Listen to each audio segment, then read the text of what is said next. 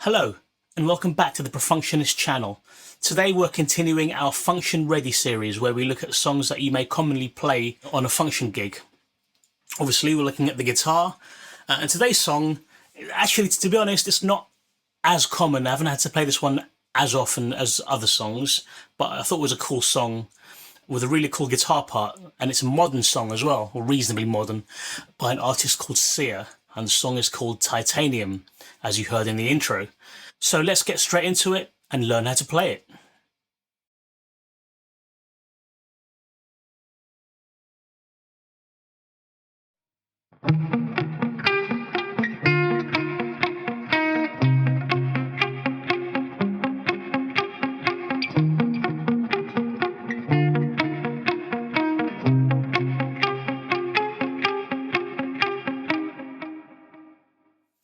Right, so what's going on there? First of all, I'm going to turn off the reverb and the delay, just so you can hear the notes more clearly. If you are interested in how to get that sound, just keep watching. We'll talk about that later on in the video. Right, so the key of the song is in E flat. So a lot of guitarists don't like to hear that a song is in the key of E flat. It's nothing to be too particularly worried about. It's just a longer name. So the first chord is this E flat add 9 chord. There's a lot of interesting named chords in this song, so I may not go into detail about the theory of the chords, or I might not even call them by their full names just to make it easier for you. So I might just refer to this as the E flat chord, but it's this chord.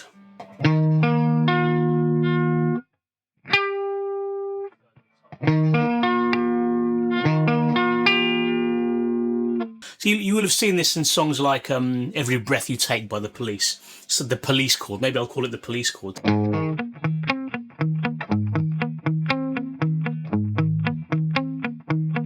You would have seen that before. So it's up here at E flat, so that's at the 11th fret. And basically what we've got here, we've got a power chord. And for this second note, for this note here, which is the A string at the 13th fret, so 11th fret on the low E string, 13th fret on the A string, and then we want to use our little finger to play the 15th fret on the D string. Some people prefer for this middle note to use their third finger. If you're one of those people, that's fine, go right ahead and do that. I like to use my middle finger personally. And at some point the first finger is going to come off that low E string and play the 12th fret on the G string. So you get those 4 notes. So we can split this whole thing up into 4 sections, and we can further split up each section into 2 groups of 4 notes. So there's lots of 4s and 2s going on here. Let me play this first section for you.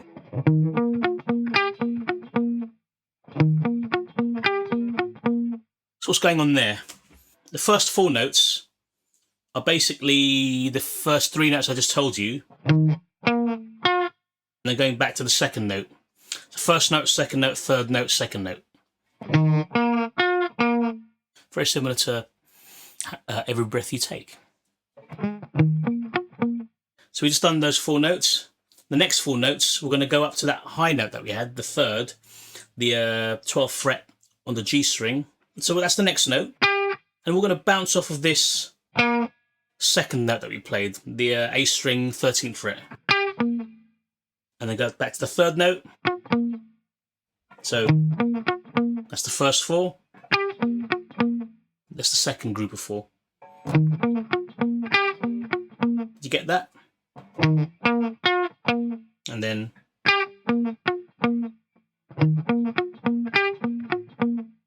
okay, so that's your E flat add 9 chord. Next chord. So that's that shape. The next chord is this one here. This one arguably is the hardest of the 4 sections we're going to look at. The chord is a B flat with a D in the bass. So you want these 3 notes.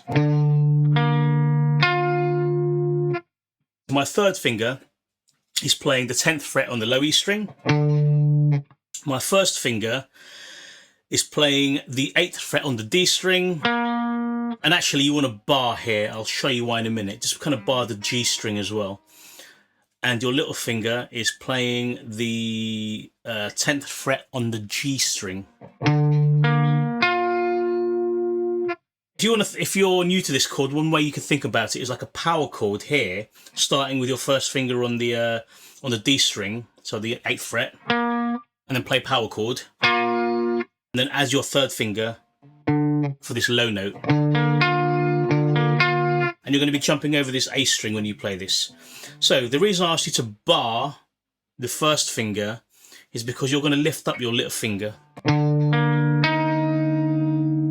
So that note there, the 8th fret on the G string, we're going to play that in a bit as well. So that's why we want to have your bar there, your little bar.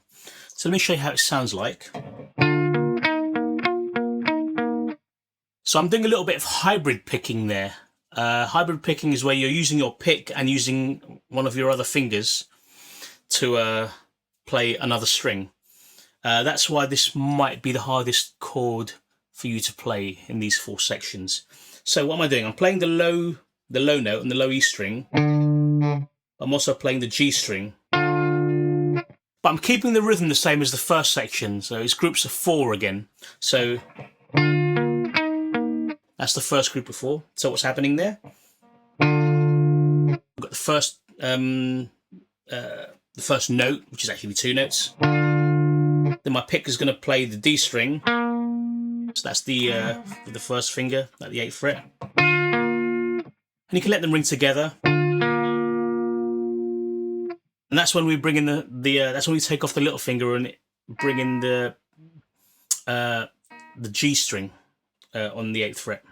And then, so if I take out this low note for the moment, we're basically doing this.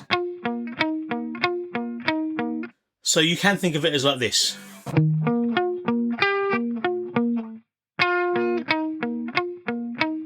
And it's just 2 groups of those. So 2 groups of 4. 1, 2, 3, 4, and again. But only difference is now we're going to add that root note that we had, that bass note, with the 3rd finger, low E string at the 10th fret. And you just play it once at the beginning of the first group of 4. So hopefully you're seeing a rhythmic pattern here. It's just groups of 4. 1, 2, 3, 4. 1, 2, 3, 4. 1, 2, 3, 4. 1, 2, 3, 4.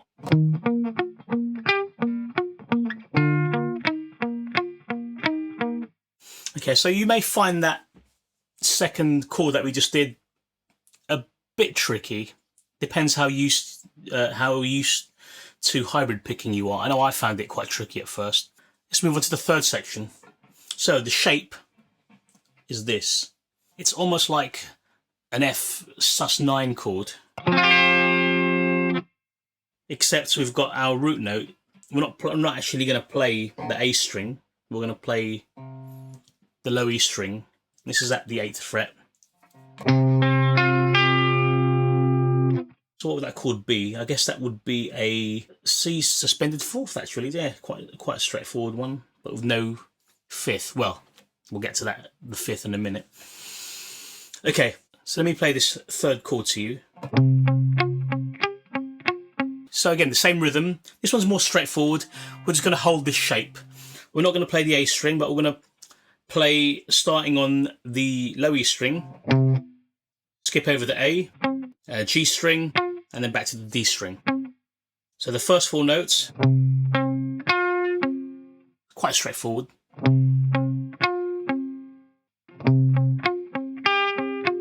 And for the next 4 notes, we are going to start introducing the B string. And the rhythm's the same, so this one's actually quite straightforward as well. So we're going to start with the B string, jump over the G string to the D string, and then G string, and then D string. So B, D, G, D string. Yeah, quite straightforward.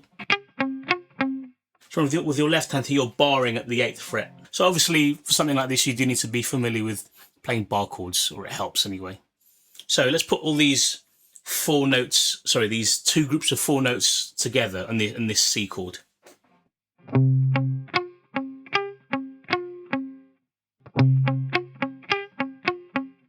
Right, the 4th section. The 4th section is exactly the same as what we just did in the 3rd section, except we're not going to start with this low E string. We're going to change that to using our middle finger and playing the A string at the 10th fret. So we're going to leave these 2 fingers here, the 3rd and the 4th finger, and we are going to put our middle finger just above those 2 chords. But we still need to play this note on the B string, so our first finger from the bar is going to just play this 1 note here, so the B string at the 8th fret. So you get this chord. Yeah, that's not how we're going to play it, but that's your shape that you want.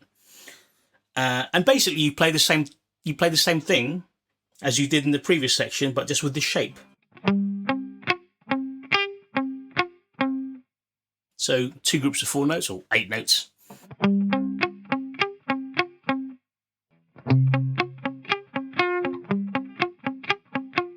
Yeah. So let's put those 4 sections together and see how it sounds. See how it sounds, or hear how it sounds.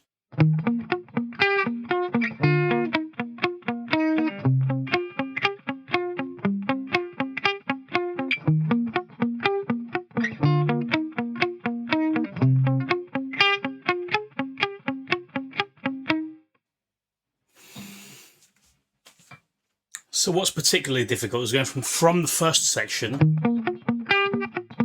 jumping to this. But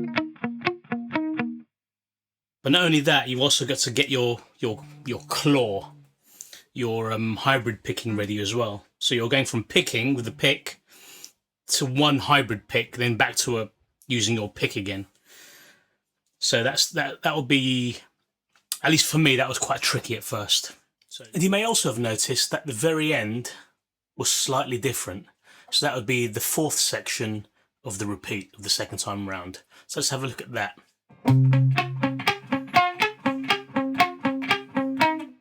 So this is where the rhythm starts to change a little bit. So far we've had all 8th notes, or quavers. This is where the rhythm changes up a little bit. So on the repeat, first bit's the same, second bit's the same with the optional G root note. 3rd bit is the same, but then it's the 4th bit where it changes. So I'll play the 3rd bit into the 4th bit. So what you'll find at the end of the 3rd section, rather than playing the last note, that last note is actually taken over by the 1st note of the 4th section. Sounds confusing? Let's see if we can try and make sense of that. So we've got this. So there should be 1 more note there. Should be 8 notes in each section. 1, 2, 3, 4, 5, 6, 7. So 7 notes there.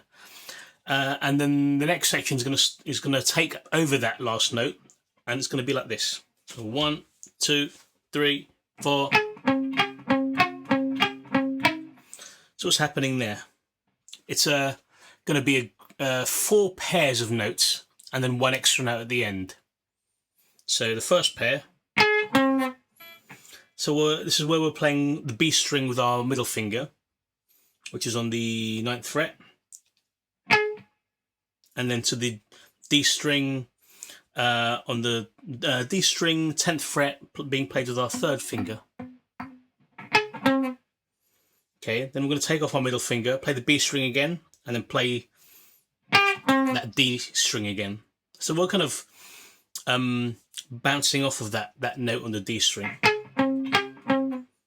Same thing with the little finger, which is on the G string 10th fret, bouncing off that D string again. So there's our first 3 pairs. The 4th pair, the last pair, we're going to play the B string at the 8th fret, which is being played by our bar at the moment. And then we're going to bounce off of that D string again. So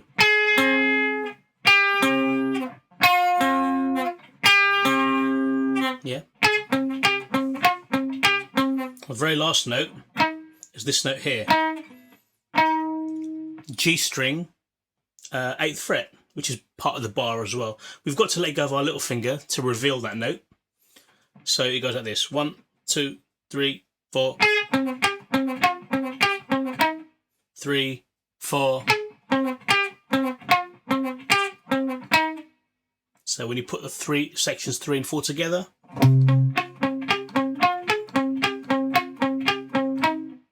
you may also have noticed that the right hand is palm muting everything. So everything I've played so far has been palm muted. So that's just another thing that you have to keep in mind when playing this. Palm mute.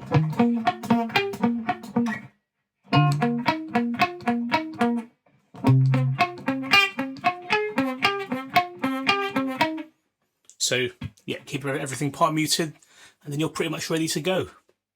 So that's the introduction. This section also goes through the verse as well. One thing to note is that on the second time round, on the repeat, the second section, the bit where we go with the hybrid picking,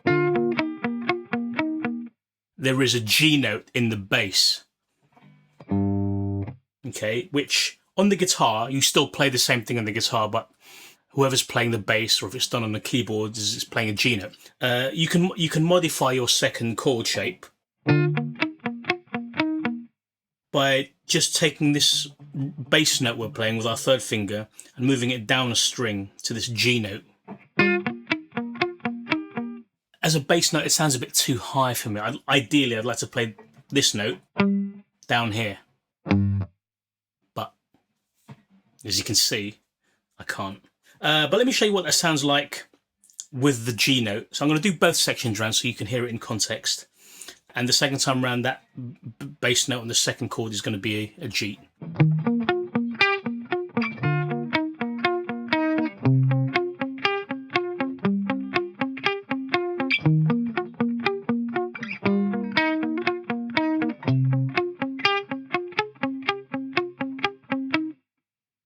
So it's up to you if you want to include that. The original song, the guitar part doesn't do that. The bass part does that. But if you want to do it, or if you are the only guitar, if it was just maybe you're doing it acoustically with a singer, you can go right ahead and do that if you want to. So yes, that's the intro and the verse, and that is like the main feature instrumentally of the song. That is also the hardest part on the guitar. The rest of it's significantly easier. So let's have a look at that now.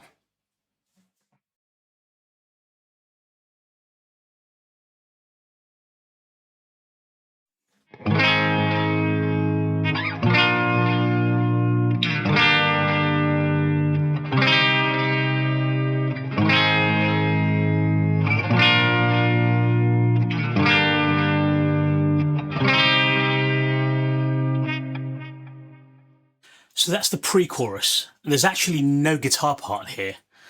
It's done on a synthesizer. So if you're playing this in a full band with a keyboard player who's actually playing that part, you don't really have to play anything, but obviously you might want to play something. Or if you're on a band where there's no keyboard player, and you have to play the chords yourself, this is what they are.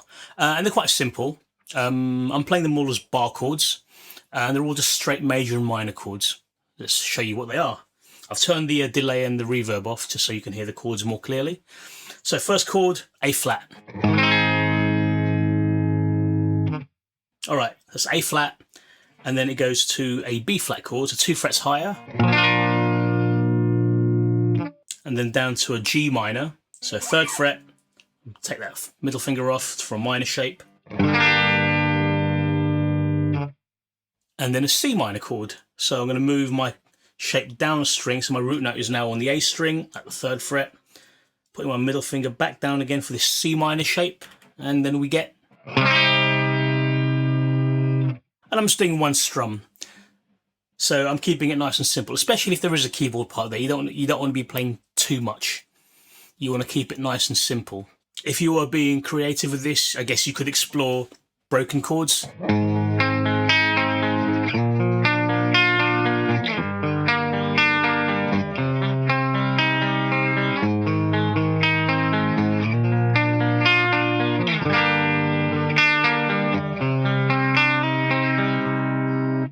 But that'll be up to your discretion and how you want to do it in your band or in your performance. But yeah, that was it. That's the pre-chorus. It goes around twice as long as I played it in that little introduction there. Let's have a look at the chorus now.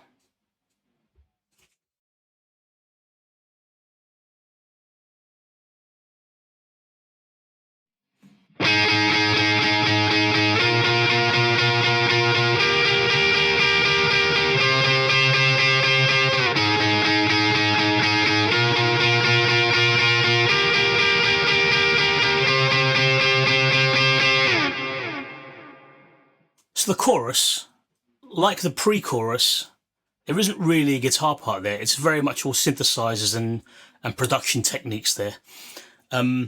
So if you are performing this live, either with or without a keyboard player, you could play this part. This is something I kind of made up myself for when I had to play it. Again, if you've got a keyboard player who's doing the main chords there, you don't want to get in the keyboard player's way. It's all about finding your place in the mix that's not too showy, especially for a pop song. You want to be able to sit with the rest of the instruments so that the arrangement is good to listen to overall, and the guitars aren't particularly sticking out, unless it's that kind of song, which this isn't. Not at least not for this section anyway. So what am I playing here? I'm playing dyads. Dyads basically means playing 2 notes at the same time. And all I'm doing is copying the chords from the pre-chorus. It's the same chords, but the vibe of the section is different.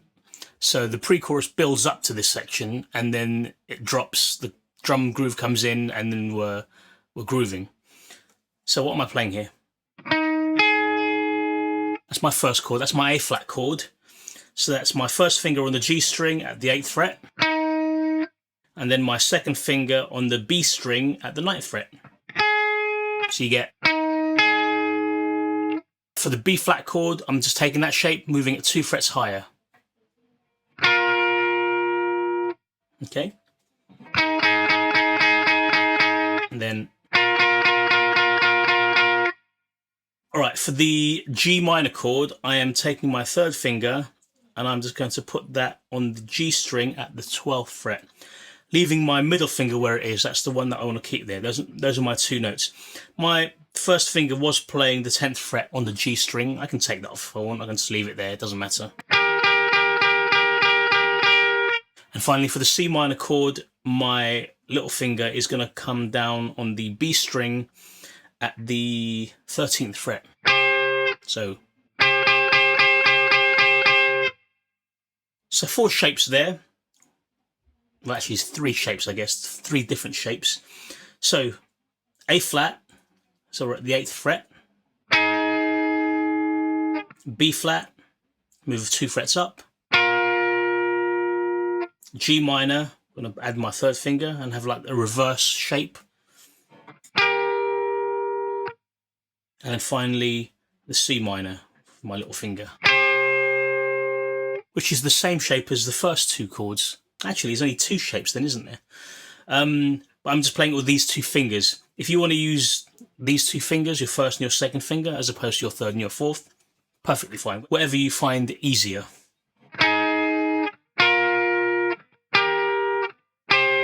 If you wanted to do it like that, where you're using just the first 2 fingers for everything, that's up to you. Whatever you find easier.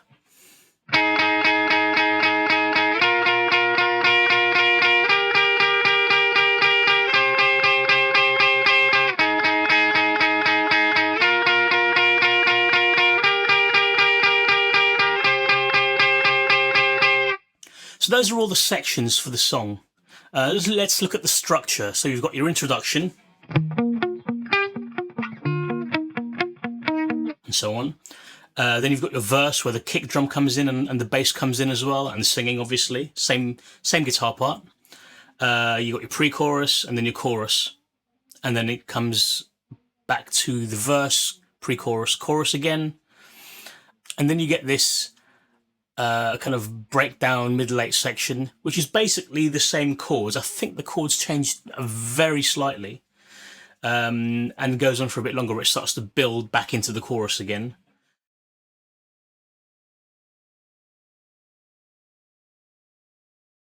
So for this middle eight section, the chords change slightly, and basically it goes like this.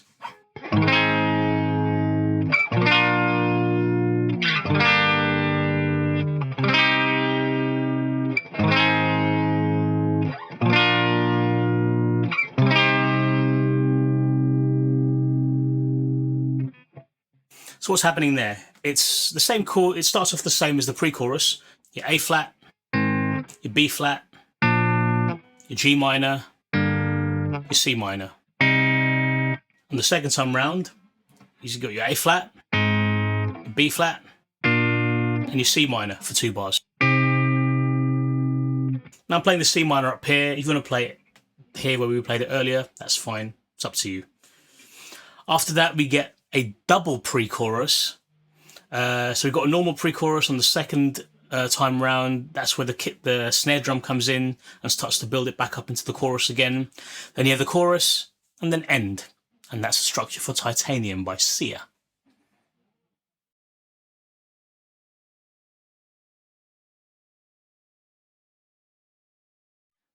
Alright, so what pedals am I using to get this sound? First of all, I'm going through a clean amp, and then on my pedal board, the first thing I have is a compressor pedal. I'm using the Exotic SP compressor. Nothing too extreme, just to kind of keep it nice and keep the sound nice and strong. Then I have the Wampler Plexi Drive pedal, which I'm only using for the chorus. I just wanted to have a drive pedal in there for that chorus part. Next thing is a delay pedal, and I'm using the TC Electronic Nova delay. And the reason I like this delay pedal is because it has a tap tempo on it. Now my settings for this, in fact, let me put it on so you can hear it. So I've got a quarter note delay, and I tap it in time with the song. The feedback, the number of repeats is not that many. So about 4 or 5 repeats. Mix level's not too high. You can hear that, so you can adjust the taste if you're going to try and do this yourself. I've got it set to analog delay. I'm not sure if it matters too much because the level's quite low. Analog delays are good for if you want it to not be too featured, but be more of an additional flavour to your sound as opposed to being a feature of your sound. Originally, when I first learnt this, I thought there were 2 guitar parts in this song, but actually what I was hearing was that delay. Let me see if I can emulate what I was hearing. I'll just play the first bit for you.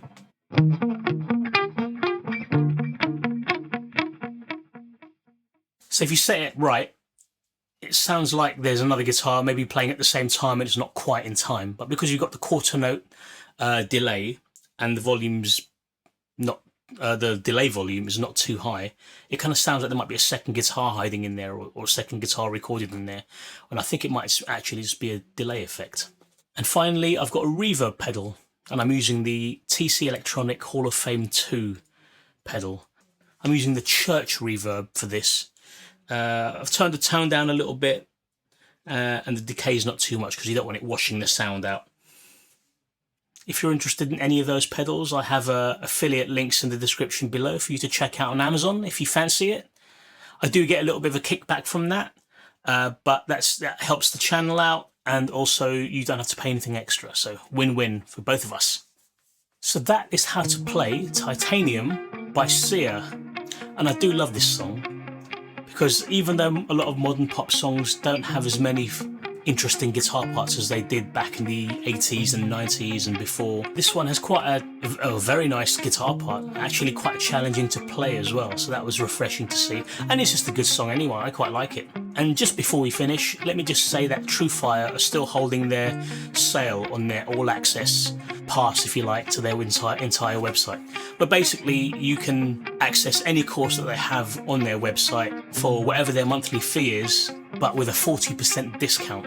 Now you got to remember that TrueFire are one of the world's biggest repositories for guitar lessons and guitar courses on the internet. And they have lessons by some amazing guitarists like Larry Carlton, Steve Vai, Robin Ford, Carl Verheyen, Ariel Posen, Andy Timmons, Brent Mason. So if you're interested in upping your guitar playing, check out TrueFire. There's definitely going to be something there that you like. I'm currently watching a course with Matt Schofield and another one with Carl Verheyen, and I still have an Ariel Posen one to finish off as well. So I hope you enjoyed this lesson. If you found any value in it, please give me a thumbs up, that would be lovely. I'm still trying to grow this channel, and if you're feeling generous, please consider subscribing as well. As I said, I'm trying to grow this channel, and any kind of engagement you give me will be much appreciated by me and also helps the channel grow. So if you want more content like this, more lessons on the most commonly played function songs and also gear reviews, then please consider subscribing, and I will see you in the next video.